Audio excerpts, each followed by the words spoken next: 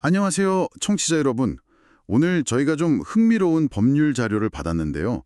무료 프로그램인 척하면서 그 안에 악성 코드를 심어서요.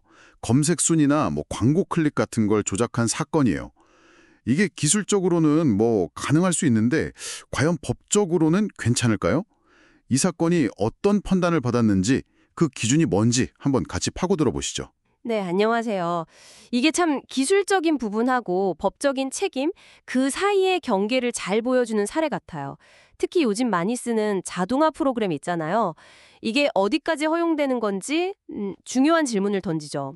대법원 판결, 그 2010도 14607 판결을 중심으로 한번 기준을 명확히 짚어보겠습니다. 자, 그럼 사건 내용부터 좀 볼까요?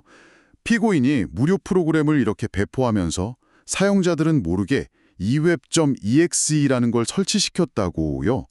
근데 이게 네이버 검색 결과를 막 바꾸고 광고도 몰래 클릭하게 만들었다니 이거 꽤 대담한데요? 맞습니다. 그래가지고 피고인이 세 가지 혐의를 받았어요. 첫째가 정보통신망 침입, 둘째가 정보통신망 장애, 그리고 마지막이 컴퓨터 등 장애 업무 방해. 근데 중요한 건 이 각 혐의에 대해서 법원의 판단이 좀 갈렸다는 거예요. 이게 이 사건을 이해하는 데 핵심입니다. 그렇군요. 첫 번째 그 정보통신망 침입죄는 유죄가 나왔다고 하셨죠? 근데 사용자가 어쨌든 자기 손으로 프로그램을 설치한 거잖아요. 이게 왜 침입이 되는 건지 이 부분이 조금 헷갈릴 수 있을 것 같아요. 네, 좋은 지적이세요. 여기서 핵심은 그거예요. 알고 동의했느냐. 사용자가 무료 프로그램을 설치하는 데는 동의했을 수 있죠. 근데 그 안에 그런 악성 프로그램이 숨어 있어서 자기 멋대로 서버랑 통신하고 가짜 정보를 보낼 거라는 것까지 알지는 못했잖아요. 당연히 동의도 안 했고요. 아, 그러니까 사용자의 의사를 속이고 정보통신망에 들어와서 예상치 못한 행위를 한 것, 그 자체가 이미 정당한 접근 권한을 넘어선 침입이다. 이렇게 본 거죠. 아하.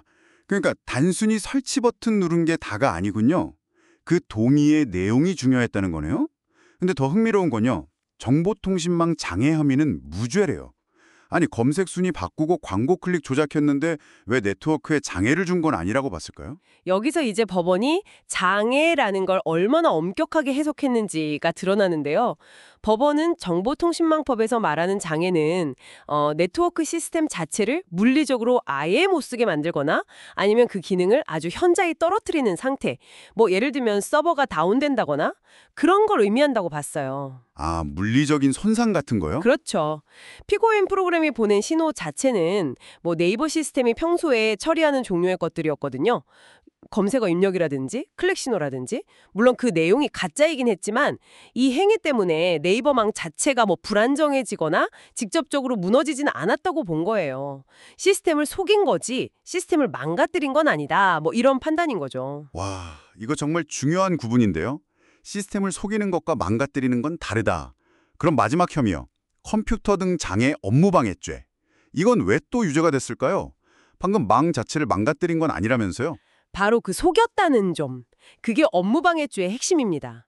악성 프로그램이 사용자 의사랑 상관없이 막 보낸 검색 신호나 클릭 신호 있잖아요. 이게 법적으로 보면 허위 정보에 해당하는 거예요. 허위 정보다. 네. 이 허위 정보 때문에 네이버의 검색 순위 시스템이나 광고 클릭 집계 시스템이 제대로 작동을 못한 거죠. 엉뚱하게 돌아간 거예요. 즉, 시스템이 원래 목적, 그러니까 정확한 검색 결과를 보여주고 또 유효한 클릭 기준으로 광고비를 정산해야 하는데 그걸 못하게 만든 거죠. 왜곡된 결과를 내놓게 만들어서요. 이게 바로 네이버의 검색 서비스 운영이나 광고 사업 같은 업무를 직접 방해한 행위다 이렇게 판단한 겁니다. 정보 처리 과정 자체에 장애를 일으켰다고 본 거죠. 아, 그렇군요. 이제 좀 정리가 되네요. 그러니까 사용자 몰래 들어간 건 침입, 그래서 유죄. 근데 네트워크 자체를 마비시킨 건 아니니까 망장애는 아니고 무죄.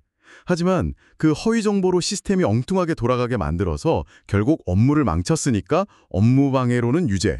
이렇게 되는 거군요. 네, 정확하십니다. 이 판결이 그래서 중요한 게 정보통신망의 어떤 물리적인 안정성 문제, 망장애하고 정보 처리 시스템의 어떤 목적 달성이나 신뢰성 문제, 업무 방해를 딱 구분해서 판단했다는 점이에요.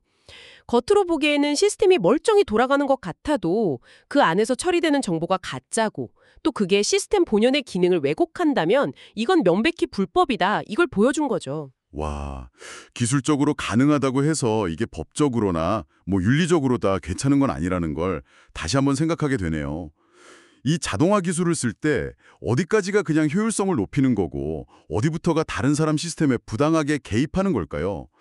참 어려운 문제 같아요. 네, 오늘 살펴본 판례가 그 법적인 기준점은 어느 정도 제시해줬다고 생각합니다. 하지만 청취자 여러분께 마지막으로 한번 질문을 던져보고 싶어요.